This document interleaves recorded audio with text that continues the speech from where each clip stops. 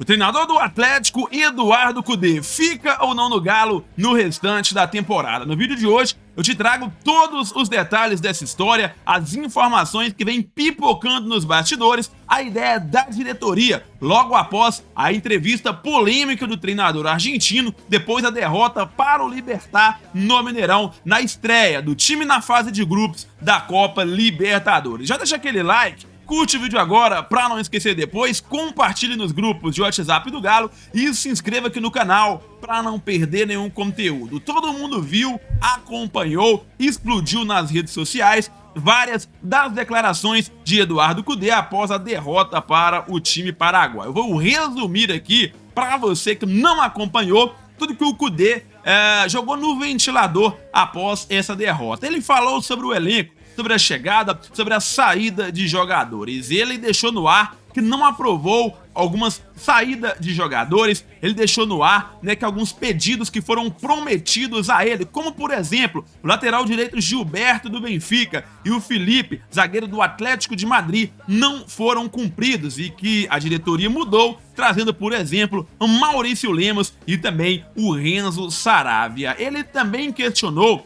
várias promessas que a diretoria fez e não vem cumprindo, como por exemplo a chegada de alguns reforços, um time extremamente competitivo e queria disputar títulos nessa temporada. O Cudê praticamente colocou o cargo à disposição ao falar que se fosse hoje, e se ele pudesse, ele rescindiria o contrato. Porém, não existe uma cláusula no contrato dele, que possa permitir que ele saia do Galo caso as promessas não sejam cumpridas. Galera, o caldo entornou. Ele expôs a diretoria do Galo, ele expôs também os jogadores ao citar o nome do Maurício Lemos e também do Saravia, e ele acabou expondo parte da torcida ao falar que a torcida do Atlético ele agradece por ter apoiado até o final, mas ele criticou duramente as vaias que alguns jogadores receberam, até mesmo no primeiro tempo da partida. Qual é a situação atual do Eduardo Cudê agora? Ele quebrou um elo de confiança que existia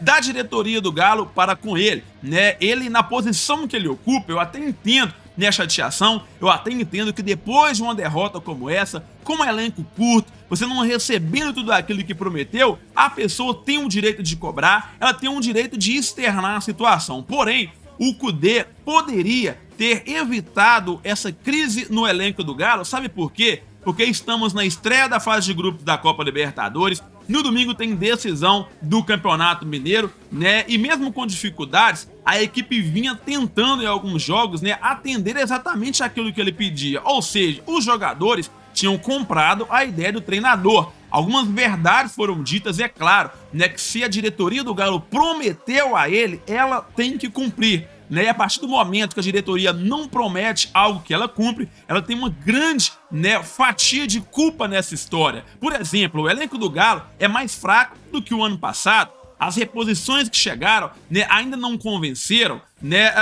Exemplo também é a questão dos pedidos do Cudê. Ele está trabalhando com aquilo que é oferecido a ele por parte do colegiado. Ou seja, ele gostaria de fazer um investimento em outros jogadores. Porém, quando o Rodrigo Caetano chega para ele e fala: não temos dinheiro, temos que buscar jogadores livres ou extremamente baratos, as peças que o Cudê pede, elas mudam. O treinador não chega lá e simplesmente pede o Edenilson, não pede simplesmente o Patrick. Existe uma vasta lista de jogadores que ele pede, vários deles com investimento, jogadores de outro patamar, porém a diretoria vai trabalhar dentro da condição do clube. Foi oferecido ao Cudê no momento da contratação dele uma condição de investimento. O Cudê, ele finalizou falando também que ele pediu um camisa 9 há algum tempo, a diretoria prometeu trazer somente no meio da temporada junto com outros reforços, porém ele questionou a diretoria. O que vamos estar disputando no meio da temporada? Será que estaremos vivos nas competições?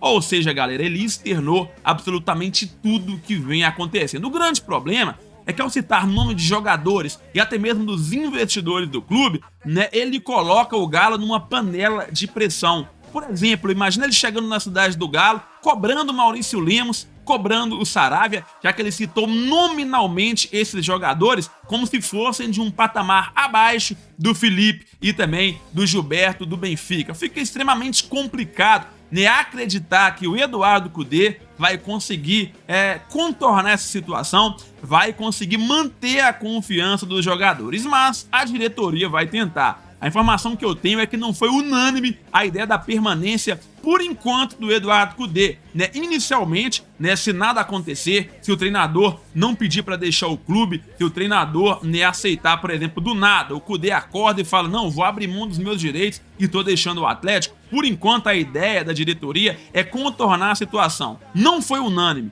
Existiu parte do colegiado que já queria, né, que ele fosse demitido, mas, né, é claro que o colegiado tem várias pessoas, tem os 4 R's, tem o presidente, tem o vice, diretor de futebol Rodrigo Caetano tem uma fala muito ativa nessa situação. Eles vão tentar a partir de amanhã acalmar os ânimos, entender o que aconteceu, absorver tudo aquilo que foi dito, minimizar os impactos das declarações do treinador do Atlético, né, e manter as coisas na linha. Confesso para vocês que eu acho muito difícil.